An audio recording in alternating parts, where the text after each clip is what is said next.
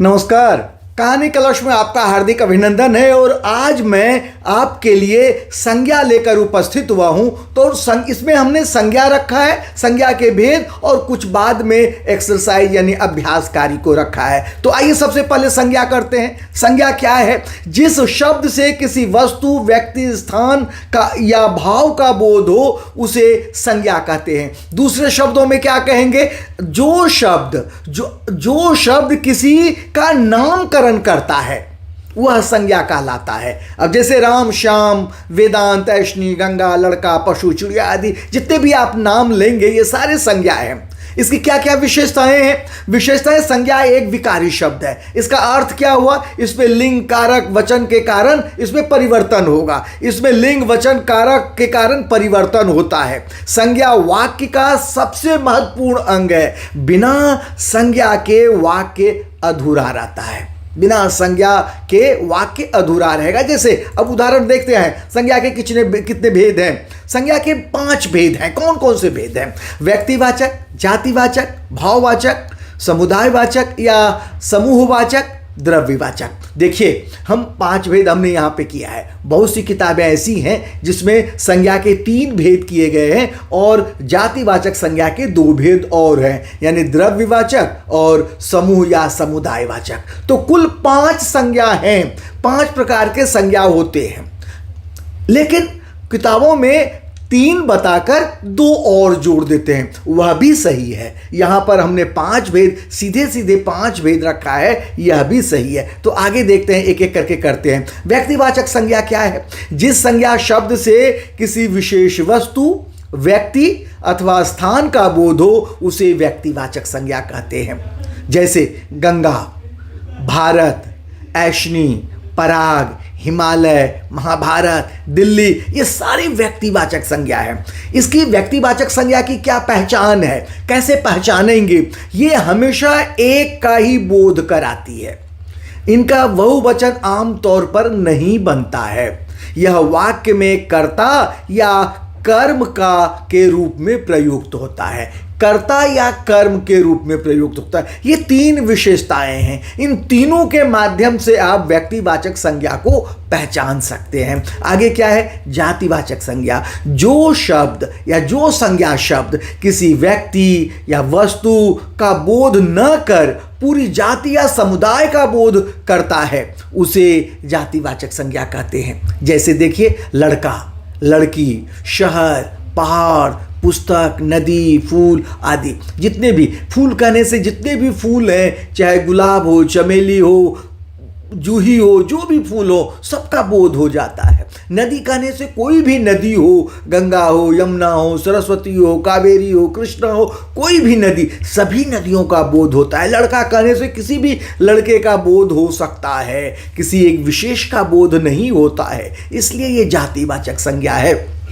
आगे देखिए क्या है कि भाववाचक संज्ञा। जिस संज्ञा शब्द से किसी वस्तु के गुण, दोष, धर्म, अवस्था अथवा भाव का पता चलता है उसे भाववाचक संज्ञा कहते हैं। जैसे देखिए, अच्छाई, बुराई, बचपन, लड़कपन, बुढ़ापा, ममता, इस तरह के जो शब्द हैं ये भाव का बोध कराता है, अवस्था का बोध कराता है। लड़कपन, लड़का का लड़कपन, बूढ़ा का बुढ़ापा, इस तरह के जो शब्द हैं ये भाववाचक संज्ञा के अंतर्गत आते हैं। आगे देखिए क्या है?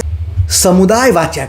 जिस संज्ञा शब्द से पूरे समुदाय या समूह का बोध हो उसे समुदायवाचक या समूहवाचक संज्ञा कहते हैं। जैसे कक्षा, झुंड, सेना, दल, भीड़ आदि, ये सारे जो शब्द हैं ये समुदाय का बोध कराता है। आगे देखिए, द्रव्यवाचक। जिस संज्ञा शब्द से किसी द्रव्य या पदार्थ का बोध हो उसे द्रव्यवाचक संज्ञा कहते हैं। जैसे सोना, चांदी, घी, पीतल, कपड़ा आदि, ये सारी जो शब्द हैं ये द्रव्यवाचक का बोध है। जैसे पीतल कहने से, सोना कहने से, चांदी कहने से, तेल, घी, इस तरह से जो भी हैं ये सारे द्रव्यवाचक संज्ञा के उदाहरण है। आगे देखिए क्या है?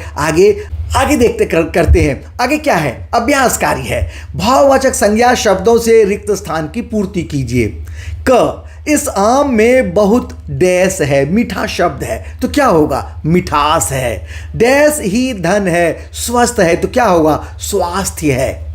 स्वास्थ्य, आधा स व आ की मात्रा, आधा स और आधा थ य, स्वास्थ्य की स्पेलिंग ये है। उसके बाद कृष्ण और सुदामा की डैश अतुलनीय थी, मित्र है, तो मित्र का भाववाचक संज्ञा क्या है? मित्रता। यानी कृष्ण और सुदामा की मित्रता अतुलनीय थी। मेरी बात न मानकर तुमने डैश की, भूलना शब्द है, तो भूलना का भाववाचक क्या होगा? भूल।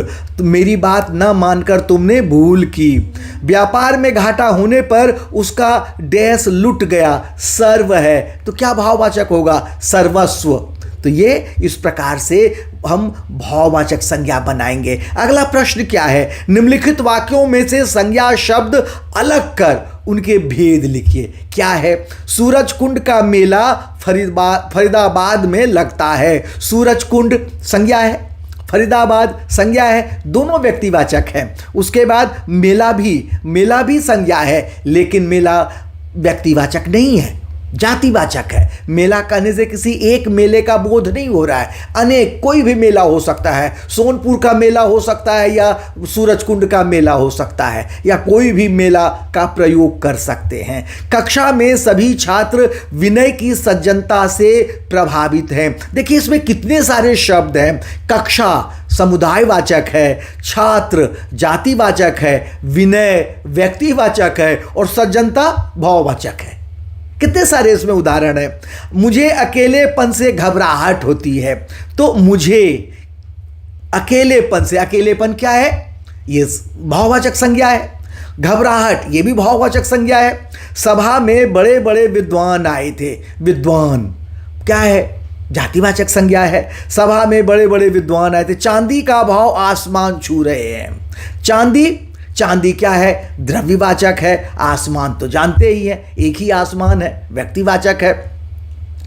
अब ये अभ्यासकारी करने के बाद आइए एक बार फिर से रिकॉल करते हैं इस चार्ट के द्वारा। क्या है? फ्लो चार्ट के द्वारा करते हैं। व्यक्तिवाचक संज्ञा, ध्यान दीजिए, जिस संज्ञा से किसी विशेष व्यक्ति, स्थान, वस्तु या प्राणी का बोध हो। उदाहरण राम, दिल्ली, गंगा, सीता, भारत, ये सारे व्यक्तिवाचक है। जातिवाचक है जिस संज्ञा शब्द से जाति या वर्ग के प्राणी या वस्तु का बोध हो, जैसे लड़का, पेड़, पक्षी, कुत्ता, शहर, कुछ भी हम दे सकते हैं, ये जातिवाचक संज्ञा के हैं। उसके बाद भाववाचक संज्ञा, जिस संज्ञा से किसी भाव, अवस्था, गुण, दोष का बोध हो। क्या है वो? ये ईमानदारी, सुंदरता, बचपन, प्रेम, क्रोध, ये सारे भाववाचक संज्ञा हैं। समुदाय द्रव्यवाचक है, जिस संज्ञा से किसी पदार्थ या द्रव्य का बोध हो, तो वह क्या है? पानी, सोना, दूध, घी, तेल, ये सारी द्रव्यवाचक है। और पांचवा जो है समुदायवाचक या समूहवाचक, जिस संज्ञा से वस्तुओं या व्यक्तियों के समूह का बोध हो या समुदाय का बोध हो, जैसे भीड़, सेना, टोली, झुंड, वर्ग, कक्षा, ये सारी जो हैं ये समुदायवाचक के बोध हैं। तो ये हमने कोशिश की कि यहाँ पर आपको संज्ञा हम समझा दें संक्षिप्त में। हालांकि आप तीसरी चौथी कक्षा से ये करते आ रहे हैं, लेकिन हमने कोशिश की कि कुछ मुख्य बातें आपको बताएं और चार्ट के माध्यम से एक बार रिकॉल करवा दें, कुछ एक्सरसाइज करवा दें। परीक्षा में इसी तरह के प्रश्न पूछे जाएंगे। भाववाचक संज्ञा बनाने के लिए पूछा जा सकता है, जैसे रिक्त स्थान की दे दिया, भाववाचक संज्ञा से रिक्त स्थान की पूर्ति कीजिए। वाक्य दे दिया और वाक्य में आपको अंडरलाइन करके या ये संज्ञा शब्द को चुनिए, छांट कर उसके भेद बताइए या रेखांकित शब्द के भेद बताइए कौन सा संज्ञा है। इस तरह से प्रश्न पूछे जा सकते हैं। तो अब मैं आपसे आज्ञा चाहता हूं, मिलते हैं अगले वीडियो में जल्द ही। तब तक के लिए आज्ञा चाहता हूं, धन्यवाद।